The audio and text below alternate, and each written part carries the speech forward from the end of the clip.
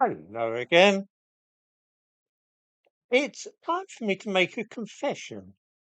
I wasn't sorry to see Rishi Sunak booted out at the last election, and I wasn't altogether dismayed when Keir Starmer was voted in. I thought that Sunak and Liz Truss were quite the worst British Prime Ministers I had ever seen, and that it might be no bad thing if there were a change of party in charge. I honestly thought that Starmer could not be worse than those two. But of course I have been proved wrong. I hasten to add that I did not vote for him, though. Sometimes in politics, a point is reached when people find a politician or his government so hopeless that everything which is said or done is immediately the target of criticism and ridicule. Usually, this doesn't happen until a government has been in power for a few years, and people are getting weary of it after a long string of failures. In the case of the present administration, though, they were only voted in the month before last and are already on the road. This is sad, also hugely entertaining, of course. The press enjoy such a game and soon start waiting for the next trifling misstep so that they can magnify it and portray the Prime Minister and his cronies as either greedy fools or dishonest scoundrels.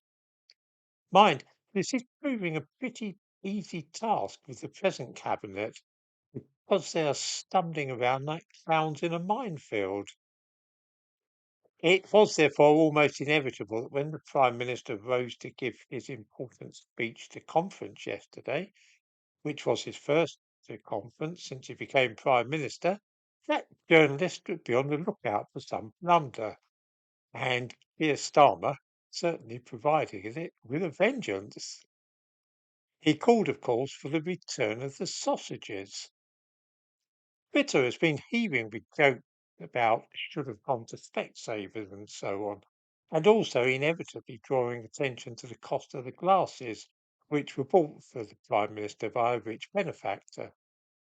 It's almost impossible to see how Labour is going to recover from all this, because whatever they do in the future, everybody except their most fanatical supporters will be on the lookout for the next gaffe. I'm sure they won't have long to wait.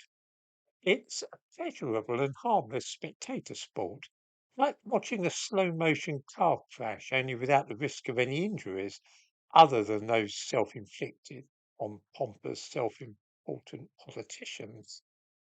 Incidentally, something curious. I have here the 1066 and all that, which is one of my favourite books, really.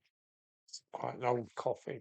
I thought I'd draw attention to the humorous errata, which you may see here. You will observe that the last one, page 52, it says, for sausage, read hostage. I can't help wondering if perhaps in some peculiar way the Prime Minister has read this book and that fixed itself in his memory and thus caused him to mistake the word hostage for sausage.